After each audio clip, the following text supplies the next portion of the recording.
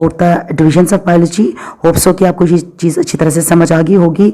Next हम देखते हैं ब्रांचेस, कि इसकी कितनी शाखें हैं।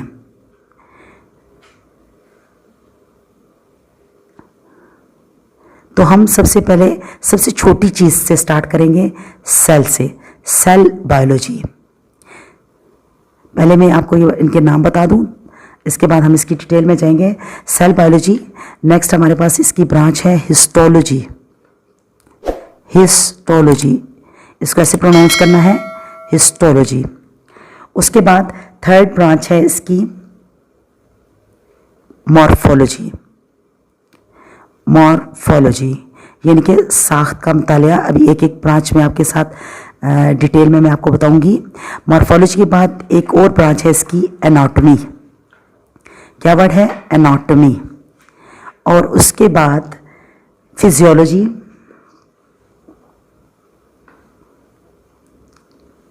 Physiology and then genetics,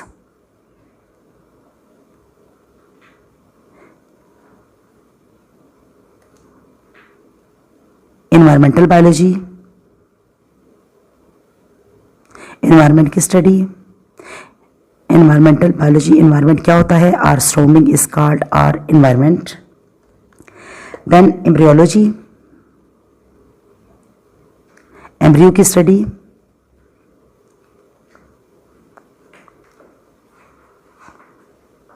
then taxonomy,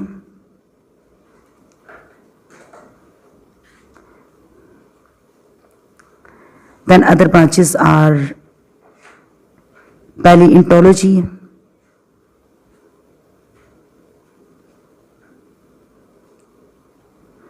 जिसमें कि हम फोसल्स की स्टडी करते हैं। पैलियोंटोलॉजी भी इसकी एक ब्रांच है। Then sociobiology, as you know human is a social animal. How human is called social animal, इंसान को क्यों कहा जाता है? वैसे तो साइंस की लैंग्वेज में हम इंसान को एनिमल में इंक्लूड करते हैं। Man is a social animal because we have wisdom. Then parasitology,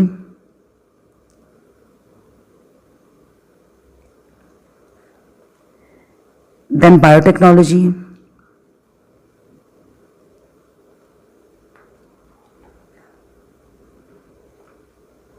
immunology,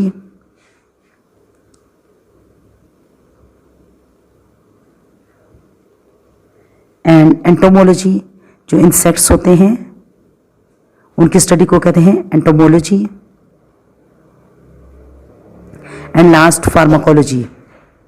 pharmacology is also a branch of biology. अब हम इन सब की डिटेल देखते हैं। First of all cell biology. Cell biology क्या है? सेल की स्टडी। जो एक पूरा ऑर्गेनिज्म होता है that is made up of cell. जिस तरह से एक दीवार जो है उसकी बुनियादी इकाई एक ईंट होती है, इसी तरह से कोई भी ऑर्गेनिज्म है, वाइदर इट इज प्लांट और एनिमल, इसकी जो बेसिक यूनिट है वो सेल होती है और सेल की स्टडी को कहते हैं सेल बायोलॉजी। Next histology. आपको पता है सेल मिलकर बनाते हैं टिश्यूज, तो टिश्यूज की स्टडी को हम कहते हैं हिस्टोलॉजी। Then morphology. मॉर्फोलॉजी क्या है? साख्त। तो जब जानदारों की यानी कि प्लांट्स और एनिमल्स की हम बैरूनी साख्त का मुताला करते हैं तो उसको हम कहते हैं morphology. Morphology is the study of external structure of an organism. Then anatomy, this is also the structure but it is internal structure.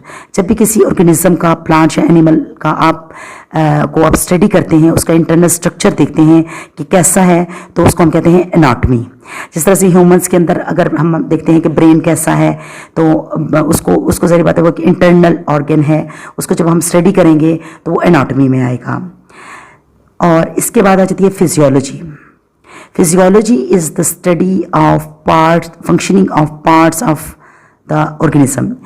जो भी ऑर्गेनिज्म है उसके अंदर जो डिफरेंट पार्ट्स हैं वो कैसे काम करते हैं, ब्रेन कैसे काम करता है, हार्ट कैसे काम करता है, लंग्स, किडनीज, स्टमक, ये सब अपना अपना फंक्शन करते हैं, ये कैसे करते हैं, इसको हम कहते हैं फिजियोलॉजी।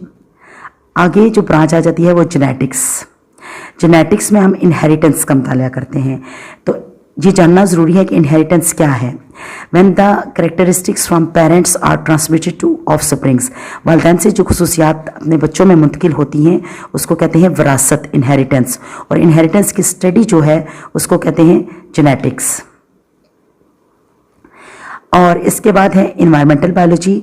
तो इन्वायरमेंट क्या होता है? इन्वायरमेंट है हमारी सराउंडिंग जिसमें हम रह रहे हैं। हमारा इन्वायरमेंट हमें बहुत कुछ देता है, जैसे कि हवा, रोशनी, टेम्परेचर, सॉइल, हीट, ये सब कुछ हमें इन्वायरमेंट से मिलता है।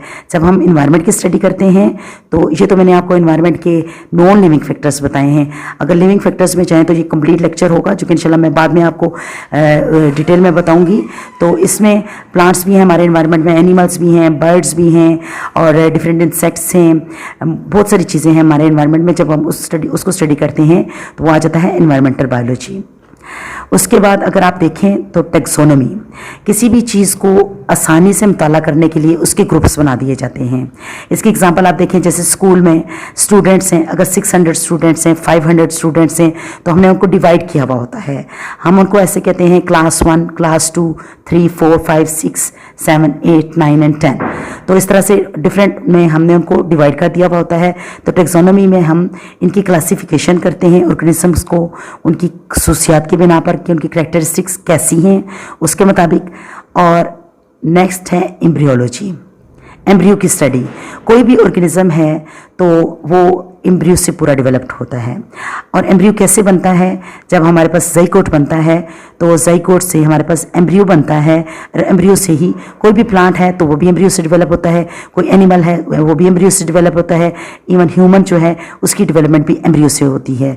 तो जो स्टेजेस होती हैं डेवलपमेंट की, from embryo to the complete individual, वो जो उसके अंदर चेंजिंग्स आती हैं उनकी स्टडी को हम कहते हैं एम्ब्रियोलॉजी। देन पैरासाइटोलॉजी, पैरासाइट्स जो होते हैं उनकी जब हम स्टडी करते हैं तो उनको हम कहते हैं पैरासाइटोलॉजी। तो पैरासाइट्स वो ऑर्गेनिजम्स होते हैं जो कि फूड और शेल्टर लेते हैं लिविंग ऑर्गेनिज्म से। मैं आपको पैरासाइट की यहाँ पे एक एग्जांपल दे रही हूँ, जैसे कि मस्कीटो। तो मस्कीटो ह्यूमन का ब्लड भी सक करता है, और चूँकि वो ह्यूमन से फूड हासिल कर रहा है तो वो पैरासाइट है। इस तरह से लाइस, जुएँ जो होती हैं वो पैरासाइट है, लीच जो है वो पैरासाइट है। ये डिफरेंट पैरासाइट्स होते हैं। ये तो मैंने आपको एक्टो पैरासाइट्स बताए हैं। कुछ पैरासाइट्स हमारी बॉडी के अंदर होते हैं, हमारी आंतों में होते हैं और खुराक की नाली में होते हैं, यानी कि जो कि वहाँ पर ही रहते हैं और वहीं से अपनी खुराक हासिल करते हैं और शेल्टर भी लेते हैं। तो उनकी स्टडी को हम कहते हैं parasitology. Biotechnology, bio mean life and technology mean a technique to use living organism for the benefit of human और मैनकाइंड। इंसानों की खिदमत के लिए जब हम इन जानदारों का इस्तेमाल करते हैं तो उसको कहते हैं बायोटेक्नोलॉजी। जैसे कि बायोटेक्नोलॉजी में हम बैक्टीरिया से इंसुलिन बनाते हैं। आपको पता है इंसुलिन हम यूज़ करते हैं डायबिटीज़ के लिए। जो शुगर के पेशेंट्स होते हैं उनको इंसुलिन दी जाती है, और इंसुलिन जो है वो अगर हम इस तरह से लिवर काम नहीं कर रहा और पेंक्रियाज अपना काम नहीं कर रहा, ह्यूमन में सफिशिएंट अमाउंट में इंसुलिन नहीं बन रही, तो फिर ये कितना एक मुश्किल होता है। इसके लिए साइंटिस्ट ने इसको माइक्रो ऑर्गेनिज्म से एक्सट्रैक्ट कराने का तरीका अपनाया है, और ये इसकी एग्जांपल है बायोटेक्नोलॉजी की। इम्यूनोलॉजी, हमारे जिस्म में एक मुदाफ़ती निज़ाम होता है जिसे कहते हैं इम्यून सिस्टम, जिससे कि आप बीमारियों से महफूज रहते हैं। तो जब हम इम्यून सिस्टम की स्टडी करते हैं तो उसको कहते हैं इम्यूनोलॉजी। एंटोमोलॉजी, हमारे पास प्लांट्स और एनिमल्स के अलावा कुछ इंसेक्ट्स भी होते हैं। अल्लाह ताला ने यूनिवर्स में इंसेक्ट्स भी पैदा किए हैं, तो उनकी स्टडी को कहते हैं एंटोमोलॉजी। पहली इंटोलॉजी जो है it is the study of fossils. ये फोसिल्स का मुतालिया होता है। फोसिल्स क्या हैं? Fossils are the remains of dead organisms preserved in rocks and sand. अब बहुत सारे ऑर्गेनिज्म ऐसे हैं जो कि दुनिया से एक्सटिंक्ट हो चुके हैं, जैसे कि डायनासोर और डिफरेंट और एग्जांपल्स हैं हमारे पास। तो ये एक्सटिंक्ट हो चुके हैं, लेकिन इनका हमें कैसे पता चला था कि ये भी कभी सर्वाइव करते थे? क्योंकि इनके फुटप्रिंट्स और इनके जो बॉडी के प्रिंट्स थे वो प्रिजर्व्ड हो गए थे सैंड में और रॉक्स में। तो इस तरह से कुछ और ऑर्गेनिजम्स जो कि इस दुनिया में अभी ख़त्म हो चुके हैं, मादूम हो चुके हैं, ये आगे बायोडाइवर्सिटी यूनिवर्सिटी में ये डिटेल टॉपिक हम पढ़ेंगे, लेकिन अभी आपको इतना बताना ज़रूरी है, इतना समझना ज़रूरी है कि उनकी जो बकाया जात हैं या जो उनके निशानात हमारे पास मौजूद हैं, उनकी स्टडी को कहते हैं पैलियोंटोलॉजी।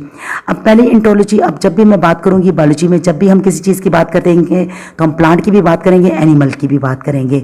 तो पैलियोंटोलॉजी में अगर हम स्टडी कर रहे हैं प्लांट का फॉसिल तो हम कहेंगे पैलियोबॉटनी, और अगर हम एनिमल का फॉसिल स्टडी कर रहे हैं तो हम कहेंगे पैलियोजोलॉजी।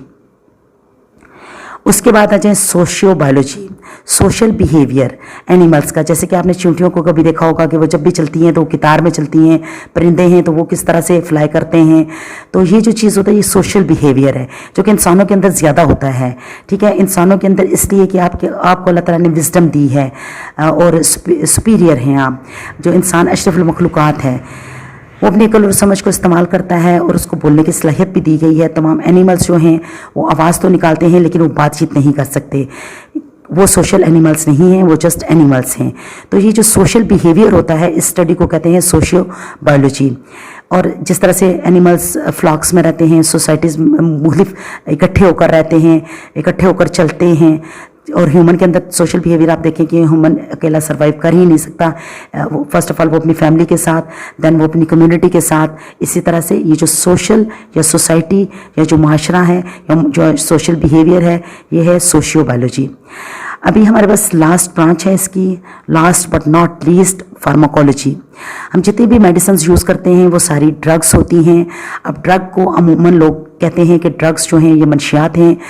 ड्रग्स जो हैं, drugs are of two types. ये आप 10th क्लास में जब जाएंगे मैं आपको डिटेल से बताऊंगी कि ड्रग्स जो हैं वो मेडिसिनल भी हैं और एडिक्टिव भी हैं। जो मेडिसिनल ड्रग्स हैं वो तमाम मेडिसिन हैं। इवन आप जो एस्पिरिन खाते हैं, पैरासीटामोल खाते हैं, या बच्चों को जो हम सिरप देते हैं, ये तमाम चीज़ें जो हैं ये ड्रग्स में आती हैं। लेकिन ये मेडिसिनल ड्रग्स हो गई। और बाकी जो दूसरी हैं एडिक्टिव ड्रग्स, वो जो कि मंशियात में आ जाती हैं, जैसे कि मैरिजुआना, हशीश और डिफरेंट टाइप्स हैं उसकी। वो अभी उसकी डेप्थ में जाने की ज़रूरत नहीं है। अभी आपने सिर्फ ये समझना है फार्माकोलॉजी क्या है, क्योंकि अभी आपने सिर्फ ब्रांचेस का तारुफ देना है। तो pharmacology is the study of drug and their effects on the system of human body. चाहे अगर हम मेडिसिन ले रहे हैं तो उसका भी हमारे सिस्टम पर इफेक्ट होगा, चाहे हम एडिक्टिव ड्रग ले रहे हैं उसका भी हमारी बॉडी के ऊपर इफेक्ट होता है। तो ये इसकी स्टडी को कहते हैं फार्माकोलॉजी। तो ये तमाम ब्रांचेस आज हमने देखी हैं कि बायो की क्या हैं। होप सो कि आपको ये अच्छी तरह से समझ आ गई होंगी। This is the first chapter and the first lecture of biology. और अभी आपने आने वाली वीडियो के लिए सब्सक्राइब ज़रूर करना है ताकि आपको नई वीडियो की इत्तला हो सके। ठीक है, तो इंशाल्लाह topic to topic videos upload होती जाएंगी। अभी मैंने इसी चैनल पर एक और वीडियो अपलोड की है, structure of kidney, that is for the 10th class.